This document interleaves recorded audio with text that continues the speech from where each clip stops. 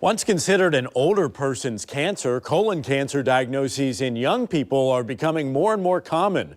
A recent report from the American Cancer Society finds that cases of colon cancer in people younger than 55 doubled, going from 11% in 1995 to 20% in 2019. Dr. Alex Crean, a colorectal surgeon with HCA Florida Memorial Hospital, is joining us live this morning. Thank you so much for coming on. This is alarming for so many of us. I want to ask you this, Doc. What is currently recommended as far as the screening age for colon cancer? Yeah, thanks so much for having me on, Vic. So over the past few years, the traditional age was 50 for starting colonoscopies. Now it's actually been moved back to 45, and that's been recommended by the American Cancer Society, the American Society for Colorectal Surgeons, and all the other major medical societies that decide how and when people should get screened. And that was a major move to try to address this alarming trend. Certainly. And what are the reasons behind this alarming trend? Yeah, no, that's the million-dollar question there. We do think there's some tie to obesity. There are some high-risk behaviors that affect a lot of cancers, like smoking or excessive alcohol use. But we are still trying to figure out as a medical community why is this alarming trend happening? Because we're not only seeing people getting diagnosed at an earlier age, but when they're getting diagnosed, sometimes it's more advanced disease, which can be more difficult to treat.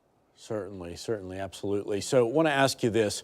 Who specifically should get screened at an earlier age? Are certain people more susceptible than others?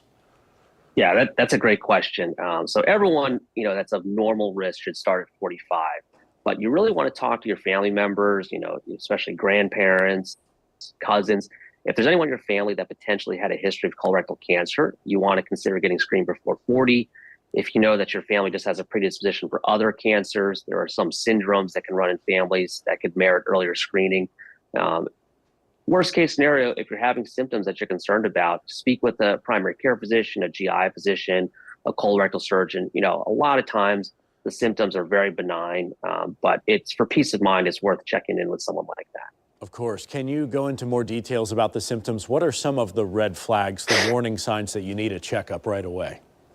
Yeah, absolutely. And our main point here is a lot of these things are very common, but anything like blood with bowel movements, unexplained abdominal pain that's not getting better, weight gain, weight loss, things like that, especially if it's not getting better, with just kind of changing your day-to-day routine, it's worth asking about.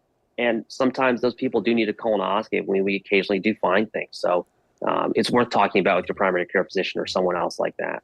And I can imagine our healthcare providers get a lot of pushback with people that don't necessarily want to get this kind of screening. What do you say to those who are nervous, who say, "Oh, it can wait. I don't need it right now"? Yeah, it's a procedure, so it is a day or two of your life. Really, with a colonoscopy, it's an outpatient procedure.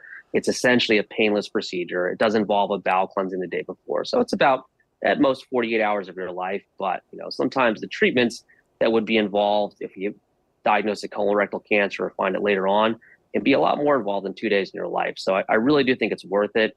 And we're always happy to answer as many questions as people have to allay their fears about the procedure and let them know it's a pretty straightforward 1 to 2 days of your life.